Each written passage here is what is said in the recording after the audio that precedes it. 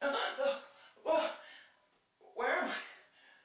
Oh yeah, I forgot. I got knocked out from some mysterious being. Well, I'm essentially stuck at a coma for now. I'll put up one of my random videos. I figure I would need to do this just in case something like this would ever happen. Enjoy! Alright, I have another Resident Evil Creepypasta to tear into.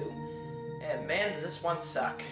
Long story short, the game is messed up, one of the characters dies in the same fashion the video game character died previously, and we're all stuck with an anticlimactic ending that doesn't really make any sense. It sucks that we can't get a decent Resident Evil pasta because there is definitely a lot of potential for a good story given the source material. Now while you guys listen to my reading, I'm gonna play some Resident Evil myself. Preferably the remake because the original had really bad controls. It was a night in the middle of summer. I got the sudden urge to play the original Resident Evil. I was thinking about it so much and wanted to play it so bad that I actually drove to the nearest GameStop and waited until morning when they opened up so I could go inside right away and find the game. 9 AM finally came around and I literally followed the employee that showed up to unlock the door so I could be the first person in the store. After the door got unlocked, I went straight to the PlayStation games. I spent over 30 minutes looking for the game and eventually decided to ask the cashier if they had a copy of it. He went to search the back room and 5 minutes later came back with a copy of Resident Evil Director's Cut. I was so excited that I didn't even care how much it cost and bought it anyway. So 2 minutes and $15 later, I was out of the store and on my way home. While I was driving home, one of my friends called me and asked me to come over. I dropped the car off at home since it was a nice day out and walked to my friend's house with the game. When I showed up, my friend was extremely surprised at the fact that I had brought over the game. He decided right away that we should play it, so we put it into his PS3 and started the game. When he started, everything was normal, except to me, the fact that he chose Chris Redfield for his character. I thought he was crazy for that. I noticed after a while that the game wasn't so normal. When I got to the part in the beginning where it showed the cast, it said my friend's name in place of Chris Redfield. It also said his father was Barry Burton, which was also very strange to me because I never remember Barry being in Chris's part of the story. I thought maybe Barry being in Chris's playthrough was special to the director's cut. The only thing that was still weird was the fact that the characters were called as his and his father's names. The next thing that caught my mind was the fact that the mansion was all too familiar. It felt like I had been in there before, not just in the game, but in real life. I don't know where I would have been in there for some reason, or how I would even be in a mansion in the first place. With all this stuff that was going on, I tried to get my friend to stop playing, and he wouldn't listen. He said to me at that point, "There is no turn back." I was really freaked out because he didn't even say that in his normal voice.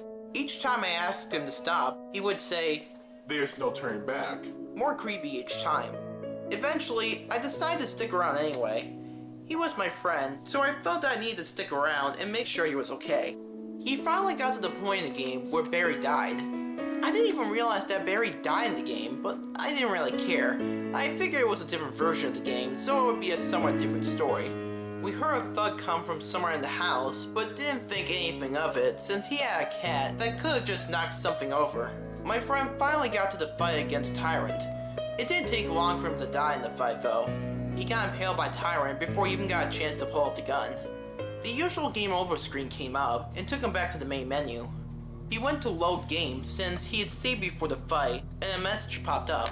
It said, "You have lost. You are dead. You are unable to continue. Game over." We were both seriously freaked out. After the message came off the screen, the game automatically ejected itself and the system shut off. After this happened, I decided it was time for me to go back home. I walked back, and when I got home, I decided it was my turn to try and play the game, thinking maybe something was just messed up with his system. I plugged in my original PlayStation to see if maybe it was because it was being played in a PS3. Once again, the game started normally and got to the character select screen. I chose Jill since she was my favorite character. Then once again, when it got to the part where it introduces the characters, it said Jill Valentine was me. Before it could get any further, I took the game out of the system. I smashed the disc into pieces and burned the shards. I then went to sleep, thinking that it was all just a messed up situation. I woke up at 2 a.m. because of getting a phone call from my friend's mom. She was crying so bad that I couldn't make out a single word she said. I headed over to my friend's house right away to see what was going on. I saw ambulances outside my friend's house. There were 2 bodies inside of body bags being hauled off. I asked what was going on, but I couldn't get an answer. I talked to my friend's mom to see what happened. She told me that her husband had died of gunshot wounds, just like Barry died in the game. She also told me that my friend died from being impaled, just like how Chris died in the game. I decided it was best that I slept at that house that night to make sure nothing else happened. The funerals for each of them were held 2 weeks later.